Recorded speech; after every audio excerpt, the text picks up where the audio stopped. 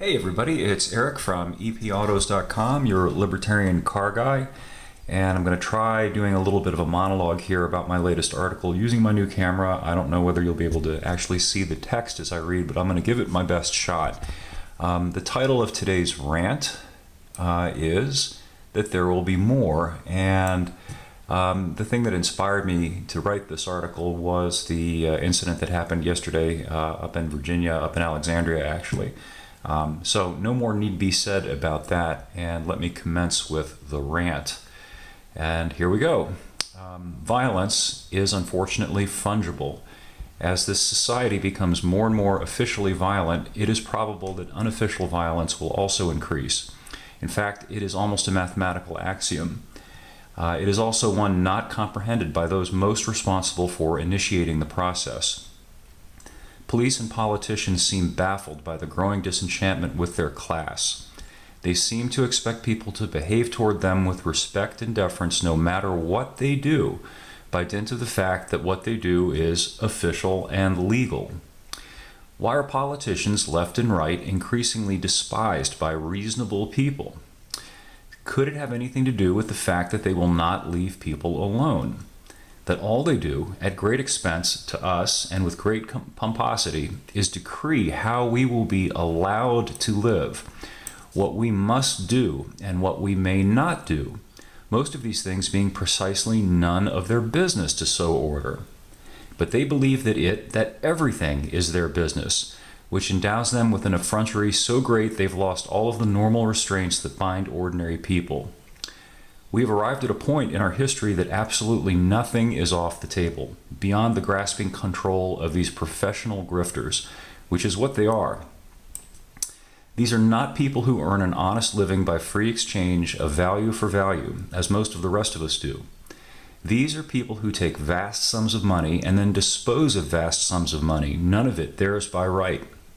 They do so with an entitled insolence that is insufferable to those from whom the funds are mulcted. The worst part of it being that the mulcted are rendered legally defenseless against these outrages. A law is passed, an order given, and they must stand and deliver, as the old saying goes. If one had a neighbor who behaved this way, one would bar the neighbor from one's property, and if there was no alternative, defend oneself against such a violent busybody. But what defense is there against the political class? The vote? That is like trying to plug a leaky roof with sheets of copy paper. At best, the rivulets will temporarily lessen. The rain won't let up. Instead of protecting our rights, politicians spend their time gutting them, turning them into conditional privileges at best, to be further conditioned or rescinded at their pleasure. Nothing of ours is safe. Not our money, not our property, not our freedom to act and live as we see fit. There is no line over which these professional disposers of other people's lives and property and liberties will not step, as they are held back neither by ordinary human decency or legal restriction. They have become a ruling caste, as entitled and arrogant as their feudal analogues. The glib violence which inheres in their every act and statement has become so much a given that they hardly notice it anymore. When a new plan or other such is presented, the fact that what is being suggested involves more compulsion and violence, the people will have no choice, is never even mentioned. The discussion is increasingly centered only on the supposed merits of the plan and alternatives to the plan, that is to say, other plans. Resentment grows. The average honest wage earner in the productive economy now owes his lords more than a medieval serf owed his lord. The typical tax exaction, when one includes the income tax, the social security taxes, 15% off the top for the self-employed, the tax on their property, and so on, approaches half of every dollar they earn. The burden has become so extreme that most people must now earn 2 incomes to support one family and work until they are too old to continue working. The oasis of financial security recedes ever farther into the distance, never to be reached. The productive class would like to be left alone, would like for the mulcting to cease.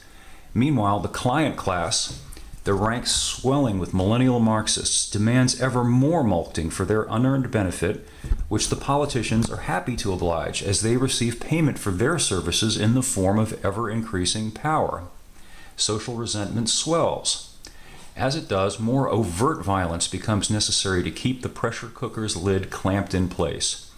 Enter the Praetorians, or what is styled law enforcement.